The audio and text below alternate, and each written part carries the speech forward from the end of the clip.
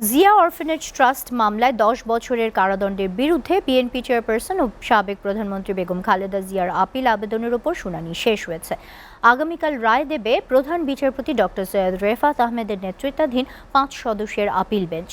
রায়ে খালেদা জিয়া খালাস পাবেন বলে আশা প্রকাশ করেন তাঁর আইনজীবীরা। বিস্তারিত সাদমান সাকিবের প্রতিবেদনে। গত ১১ নভেম্বর জিয়া অরফানেজ ট্রাস্ট দুর্নীতি মামলায় ১০ বছরের সাজার বিরুদ্ধে খালেদা জিয়ার লিভ টু আপিল মঞ্জুর করেন আপিল বিভাগ। একই সঙ্গে খালেদা জিয়াকে দেওয়া ১০ বছরের সাজা স্থগিত করেন আদালত। পাশাপাশি খালেদা জিয়াকে আপিলের সারসংক্ষেপ ২ সপ্তাহের মধ্যে দাখিলের নির্দেশ দেওয়া হয়।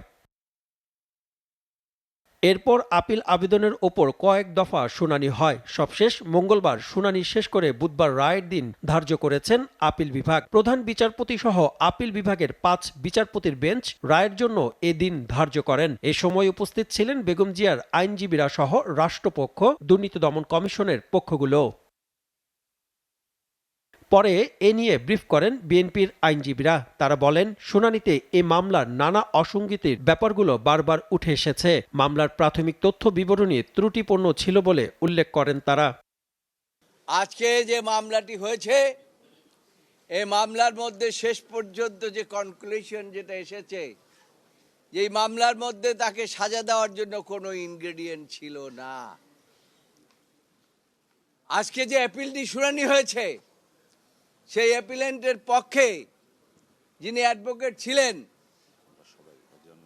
এবং তিনি নিজে বলেছেন এবং আমাদের রেফারেন্স দিয়ে বলেছেন যে আমরা বিগত ৩ দিন বেগম খালেদা জিয়ার পক্ষে যে আর্গুমেন্টগুলো করেছি, সবগুলো আর্গুমেন্ট লিগ্যাল আর্গুমেন্ট এবং তিনি সেগুলো অ্যাডাপ্ট করেছেন।